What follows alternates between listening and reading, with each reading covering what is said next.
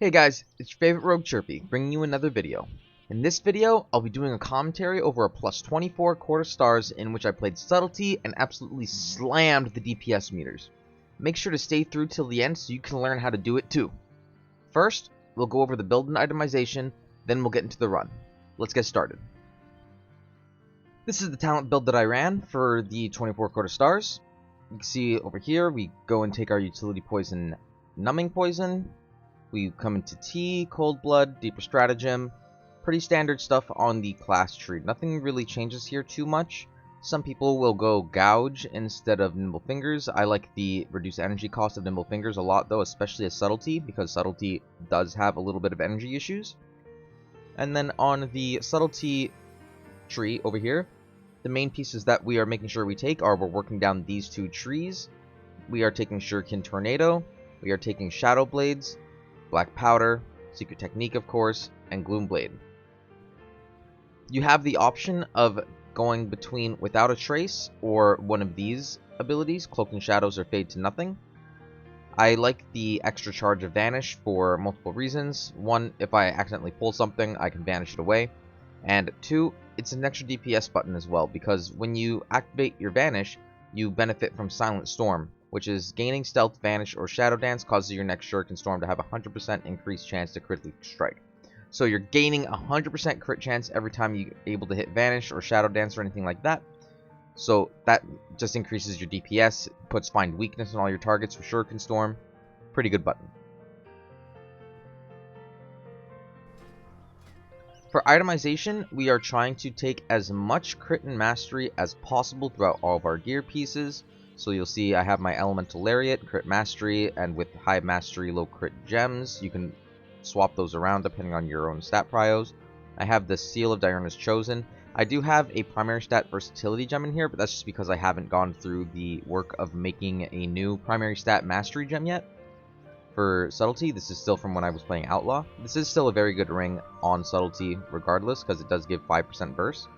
I have a Platinum Starband, high crit, low mastery. Both of them enchanted with mastery. I have my Engineering Bracers with mastery on them, crit mastery cloak, Flaring Cowl, which is a spark piece, crit mastery boots, and I'm running a Windscar Whetstone and Mana Grief Torch as my two trinkets. Alternatively, you can run Grief Torch and Controlled Current Technique, or Grief Torch and the Whispering Incarnate Icon, or swap that out and go Whetstone Controlled Current Technique, Whetstone Controlled Current, Whetstone Controlled Current Technique, Whetstone Mana Grief Torch, Whetstone Whispering Incarnate Icon. You know, anything along those lines. I do have a 421 boon in my bags here, but I don't like using boon in quarter stars. There's just not really any big pulls that it's worth it on. I find you get a lot more value running Whetstone instead of boon, especially in this dungeon. If you guys want access to my add-ons, weak auras, routes, anything like that, check the description to join the Discord. I have everything linked out in the Discord. I also have videos for my macros and for the Subtlety guide completely. If you haven't seen that yet, check that out. Link in the description and also on your screen right now. So just like any quarter stars run, we started off by running over here, CCing this guard so we don't have to deal with it running up the stairs, and we continue on upwards. Hey guys, I just really like to take a moment here to ask you guys, if you like the content, please subscribe, like the video, leave a comment. It really helps me out. I really appreciate it. Let's continue with the video now.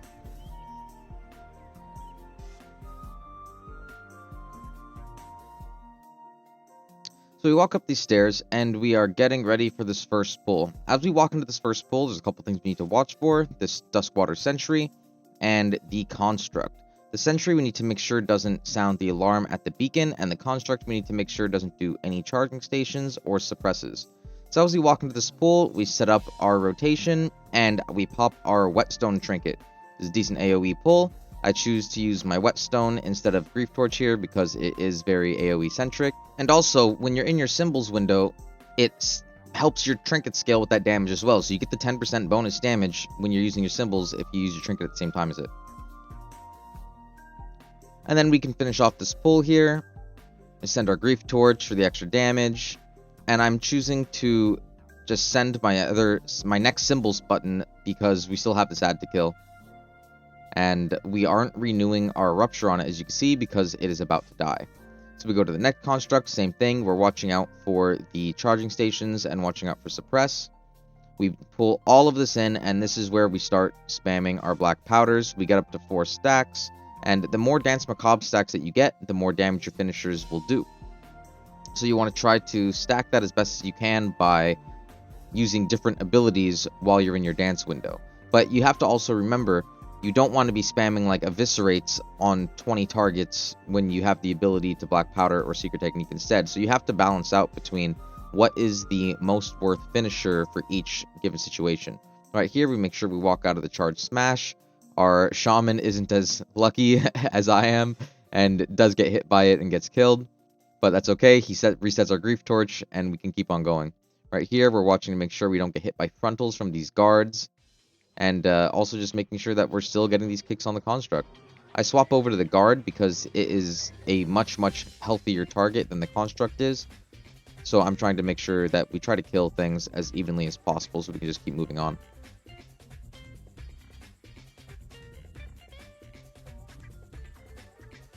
We come to this next pack, and you see we have this Mana Saber. The Mana Saber is the highest prio target here, and it does a massive amount of damage. Especially if you're stacked up with somebody else, it'll cleave, and it puts this nasty dot on you. So I'm going into this pack, and the first thing that I want to do is Kidney the Saber to try to minimize the damage that it puts out on our group. And then once we kill the Saber and the other mobs, we can just chain this guard over to the next pack. So we're waiting for this Quelling Strike so that way we don't get hit by it, and then we're swapping onto our Construct. We are getting our Ruptures on as many targets as possible because we aren't in our Symbols window. So when you're not in your Symbols window, as mentioned in my Subtlety Rogue Guide, this is when you're doing your maintenance. This is when you're making sure you have your Slice and Dice available, you have your Ruptures spread throughout many targets, and then you can start spamming the powders afterwards once you get all those other things done. And then when we enter our Dance window again, that's when we're trying to stack our Dance Macabre stacks, and then end it with a big Secret Technique Cold Blood combo. The general rule is if you're on 3 targets or more, you want to be spending Black Powders. If you have 2 targets, you want to be spending Eviscerates. This rule could also change if you have a target that needs to be funneled down. So, for example, if you have 10 mobs in a pack, and 9 of them have 100,000 HP, and 1 of them has 1,000,000 HP, you probably wouldn't be powdering that pack. You'd be doing Shuriken Storm into Eviscerates on the main target to try to get as much damage onto that main target as possible. I know that it doesn't look very nice on the meters when you play like that, but that is how you're supposed to play this spec. You are there to do cryo damage, you're there to do big AoE burst damage when needed, and that's all you have to do. So we end up pulling this boss a little bit unexpectedly, but it's not too bad. We still have just 1 guard up, and the guard doesn't really do anything other than the Quelling Strike, which we can use stops on. So we're just playing it out, and we continue going. I use my Vanish to cleanse off the Arcane Lockdown there, and then you don't have to jump if you have a Vanish stack ready. I don't have to hold my Vanish for this fight because our Evoker is going to go do the door skip after we kill this boss. So I can spend my Vanish as necessary for damage or to remove the debuff. When we enter Symbols here, I send my Whetstone to get the extra 10% damage on it. And then we're just continuing with our single target rotation. Every time that we're in our dance on single target, we want to try to weave in as many different abilities as possible to stack our Dance Macabre. And this can include using Shadow Dance into Gloomblade, and then Shadow Strikes, so that way you're getting instant stacks right away, because a lot of the time when you're in Shadow Dance, you're not going to be pressing Gloomblade. You want to be pressing Gloomblade just to fill like the last 2 combo points if you roll up to 5 combo points, and then that's very efficient to weave a Gloomblade in there because you're going to get that extra damage. Also on single target, if you look at my Afnar UI, there's that little purple Chaos Nova looking symbol that's counting down rapidly. That's our Lingering Shadows talent. And what that does is, after you end your Shadow Dance, you get higher damage on your Gloomblades. So you want to try to save a Thistletea for after your Shadow Dance, because you're going to be energy starved and you want to be spamming Gloomblades. Gloomblades make up a massive amount, or a massive proportion of your damage on single target. So if you're not able to spam out Gloom Blades when your dance is done, and you don't have energy ready, you don't have a symbols ready to rejuvenate your energy, you don't have a T ready to rejuvenate your energy, you're going to be losing a lot of the potential damage that your Gloom Blade could be doing on single target. Because it does ramp down very, very quickly. As you see right there, we weaved in a Gloom Blade to finish our combo points before sending our secret technique, so we got an extra stack of Dance Macabre before our secret technique and Cold Blood combo. So it just does even more damage. You see right here, our Evoker stays back to go do the door skip, while we run to the Docks pack. The Docks pack is very easy to do without a healer. There's no real damage that goes out as long as you're kicking the Nightfall Orbs and the Seal Magic from the Arcanist. And all the damage that goes out other than that is just on the tank. So you see here, I focus down this Arcanist. I'm getting a couple Ruptures out, waiting for the pack to group. And once the pack is grouped, that's when I pop my Tornado, Symbols, Dance, and we start AoEing, Black Powdering, and sending our secret technique. You see here, I'm not using my Vanish right away because I'm just waiting until I need to. And then I Vanish to reapply Find Weakness on all the targets as I see some of them are running out. So Vanish, Shuriken Storm will apply Find Weakness on all targets that the Shuriken Storm hits. And then our Evoker comes back to join us. He went and did the door skip and then died to the first pack on purpose. That way he can come and meet us here if needed. Our Demon Hunter's just kiting around. Everything is fine. And right here, I don't notice that one guard is using a Quell Strike in the back there, and I just walk into it. That's just poor awareness on my part. I could have definitely lived and avoided it if I was just a little bit more aware and I wasn't focusing on the front mobs. So that's my fault completely. But it's alright. We keep on going. We get our Grief Torch on cooldown again. And we just finish off the pack, sending our symbols. And we are holding our Tornado here because we know that the next pack is going to be pretty big. And I want to make sure we have as much burst damage as possible for the Imp pack. We don't have a insane amount of burst damage in this comp. Like, I'm one of the higher burst damage classes or specs for this composition right now. And we're playing with the Demon Hunter, so he should be silent sigilling these imps. And then as we go in here, you see I pop my symbols, I pop Tornado, I pop Dance, pop everything, and then I get a big secret technique Cold Blood combo. And you see my damage went up to 300k there. And that's just how bursty this class is. You're never going to hit 300k really on this pack as Outlaw unless you're using, you know, Whetstone, Cold Blood into Blade Rush, and maybe use Boon on the pack, and you don't have any of the burst damage in the composition. So Subtlety is really, really good at putting out lots of damage in a short period of time, but then their damage kind of falls off, as we know. Outlaw is really good at high, consistent damage, but you need a bit of ramp time. You need to get your 5 stats of Alacrity, you need to send this button, send that button, build up Roll the Bones buffs, and it takes a little while to ramp up. Subtlety is, here's all of my upfront damage, I popped all my cooldowns, here's big dam, let's go, let's kill this thing right now. So that works really well on the packs that have low HP, such as those imps. Right here, we start off this pack by getting our Ruptures. I'm holding my buttons here, you can see, because I thought that the mini-boss was going to be coming in a lot faster. So I wanted to try to hold my buttons to maximize the damage I could do on the mini-boss by funneling him down. But I could have definitely sent another dance on these two mobs and had it back up in time. But I was just, you know, I was greedy with it and I was trying to be as patient as possible. So right there, you can see I stood in the Whirling Blades and I used Evasion. You can Evasion that ability to be able to stay on the target longer. Right here, I can send my Manic Grief Torch again. I'm low on energy. When you're low on energy as Subtlety, that's a really good time to use your Grief Torch. You don't get the 10% damage buff from your symbols, but it's still something to do instead of pressing no buttons at all.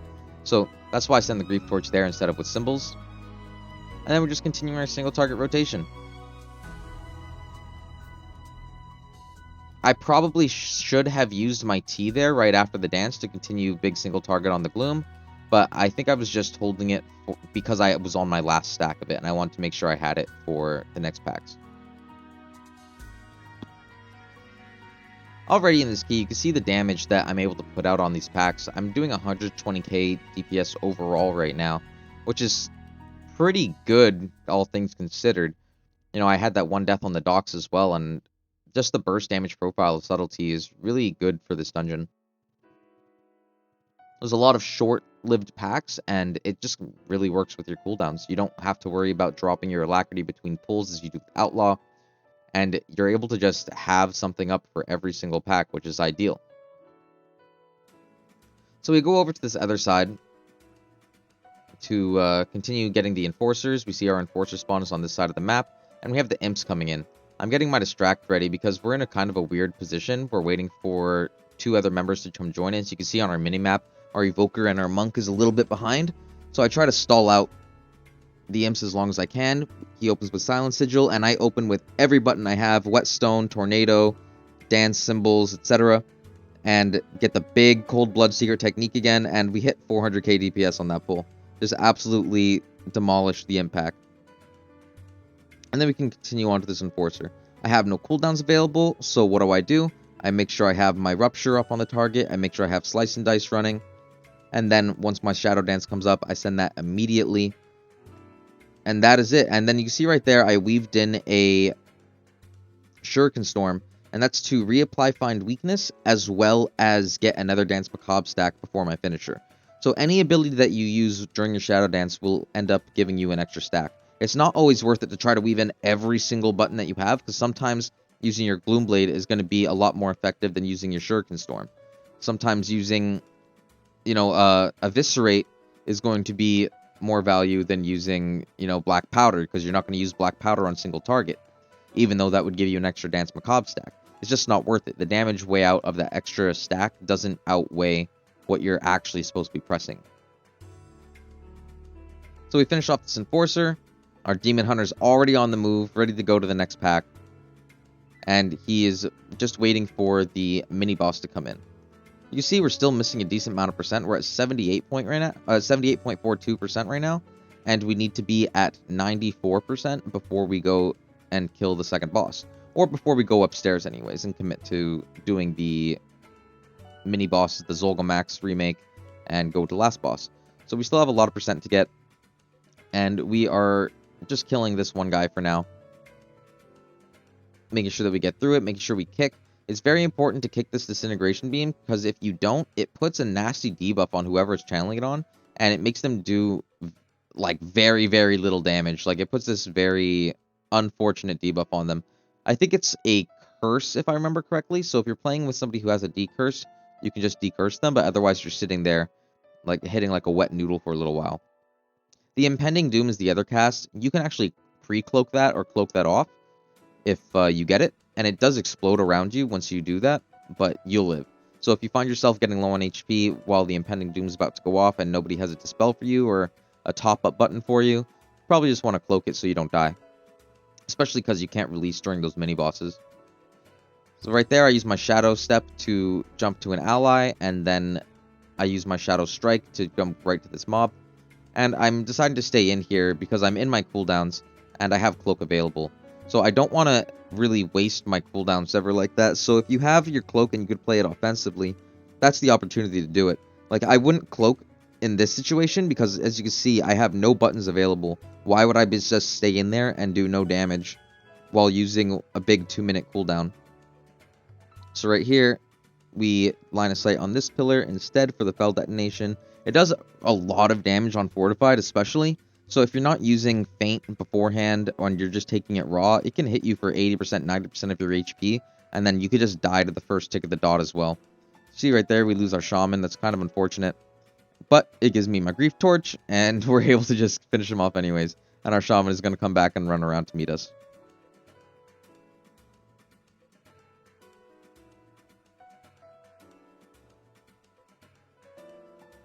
So as we are waiting and we still need more percent, we are doing another double pull setup right here. We are pulling this Mistress in. You have to watch out for a couple things with the Mistress, especially when pulling it with this mini-boss in particular, because she does a Bewitch ability, which makes you very, very slow.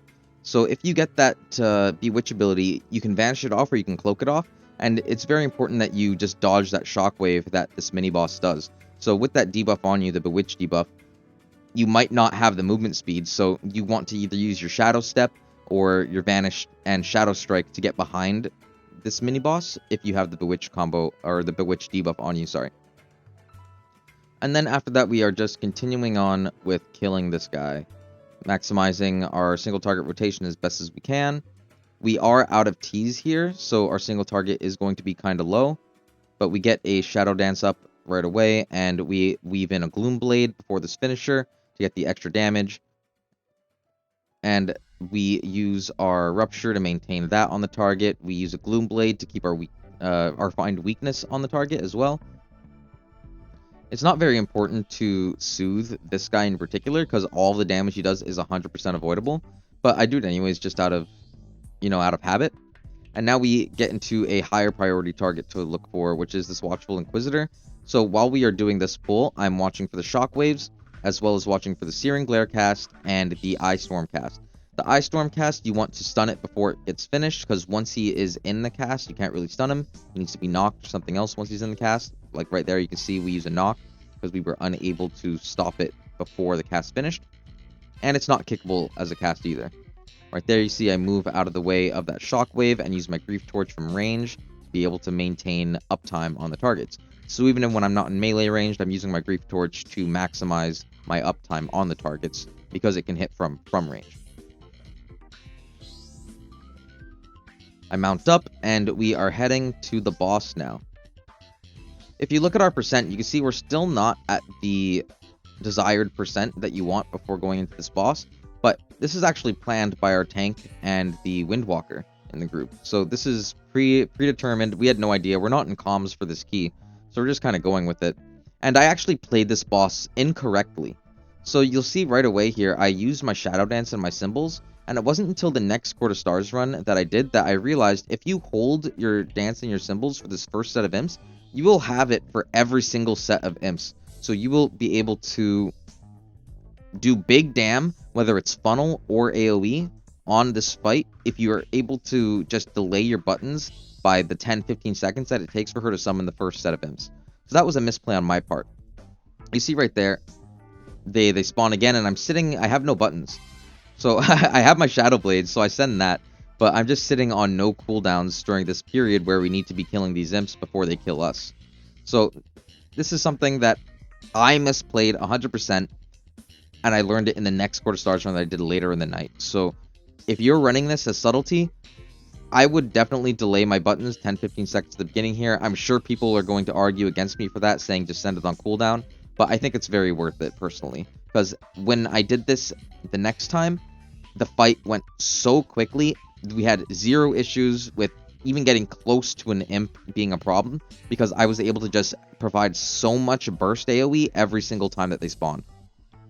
You'll also notice here, if you haven't done this fight many times before, when she's doing the summon cast for the imps, we all stack up, and that's to make sure the imps are close together. If everybody's really spread out on this fight, you're going to have imps spread out everywhere, and you're going to not be able to CC effectively as well as you could if they're all grouped together. So it's very important to stack up for that ability. You also want to make sure you kick that Withering Soul ability, and it takes 2 people to kick it unless you have a shaman. A shaman can kick every single one. Or if you have a Blood DK that's running short kick, or a warrior that's running short kick, they can also get every single one. So right here, you can see we are going back to get our extra percent right now. But if you look at our mini-map, this is something we didn't notice till afterwards. Our Windwalker went in to do the RP. So this was an extremely good use of our time.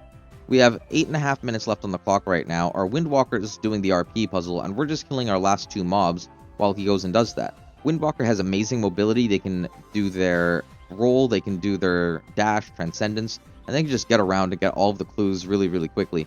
So that was a really good maximization to use our time effectively.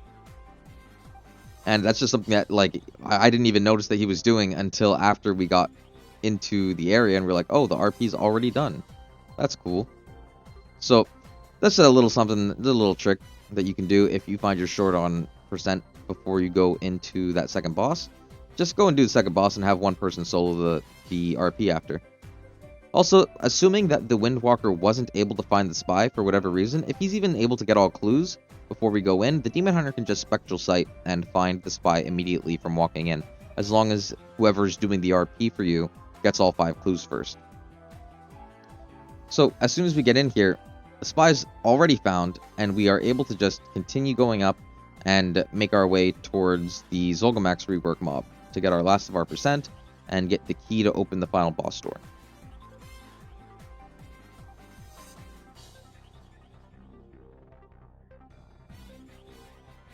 We make it over here, and right away we open with Shadow Strike into Manic Grief Torch. And then we send our symbols to our tornado symbols, Shadow Dance, and we start going away at this mob right here.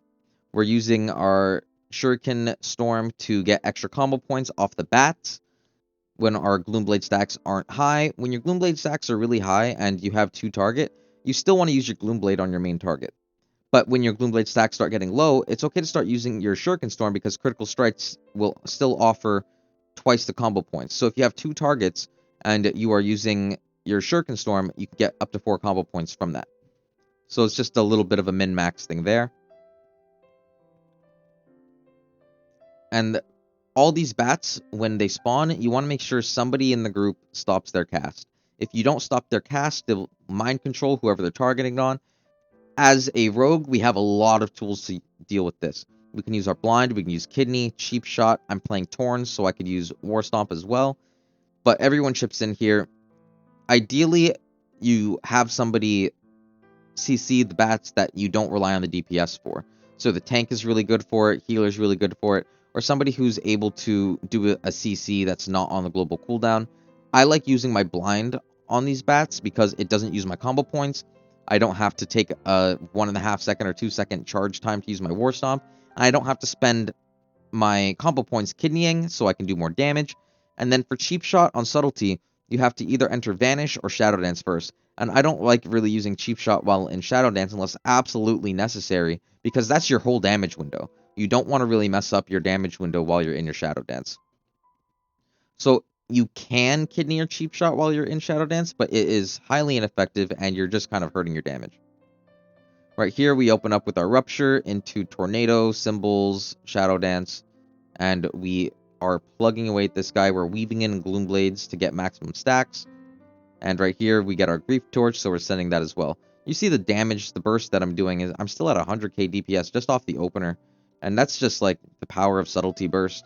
I'm sure I could have got even higher if I maximized my rotation properly. I'm pretty sure I flubbed it a little bit in this opener, but I was still able to get up to 100k. But the damage does fall off quite quickly because I didn't play it 100% perfectly. I know I made a lot of actual rotational mistakes in this key even. And by mistakes, I mean literally a 1% difference in the buttons that I'm pressing in the order I'm pressing. But as you can see, as long as you're able to recover and not use the same button twice, so let's say I opened with Gloomblade Shadow Strike instead of Shadow Strike Eviscerate, as long as I'm weaving in that Gloomblade next, I'm going to make up for that damage that I lost from not getting the extra Dance Macabre stack. Right here, we have our Whetstone and Symbols ready, so I held my Whetstone until my Symbols was up to get that extra 10% damage from it. It makes a pretty decent difference on single target or AoE, so it's very important that you try to pair Whetstone or other on-use damage trinkets with your Symbols. And then we are just keep on going with our single target rotation. We use a Shadow Strike, we get up to 5 combo points, and we still haven't used Gloomblade in our rotation yet, so we use our Gloomblade before our Secret Technique again to get that extra Dance Macabre stack. All that matters when you're playing sub is that 8-second window that you're in Shadow Dance, making sure you get out your set rotation as much as possible, efficiently as possible. And then after your Shadow Dance, you need to be making sure that you're getting as many Gloomblades in as possible. So whether that means using your Symbols or using your Thistletea, that's what you want to be focusing on. We use a Darkness here to stay alive. Where our baits are a little bit scuffed here. Our healer never baited in this dungeon before, so he's seen it done before, but not exactly sure how it's done. I eat a couple stuns in this fight as well, not ideal, but it's not a big deal. We live. We still have cheat death available as well, so you know it is a flub on my part getting hit by those swirlies on the ground, but it doesn't end up costing us the key or anything. We finished with 3 minutes left, very comfortable. This would have easily been done on a 25 as well. And I get +1 IO from it. So absolutely huge, Giga, Monka, all that fun stuff. We timed it a little bit faster than the last 24 costs I had. So that's pretty cool. A pretty cool run. And we ended up ending at 95.3k overall. So that's pretty awesome. I didn't end up opening my whole details breakdown. And I'm pretty sure my Rupture could have done more damage if I was more aware of spreading it there. But overall, not too bad. Alright, that's it for the video, guys. If you liked it, be sure to like, subscribe, follow the Twitch at twitch.tv/chirpytv. I try to stream there almost every day if possible. I stream Mythic Plus keys, raid, everything in between. You can come ask me questions, I'll answer them. Join the Discord, link in the description. And I'll see you guys next time.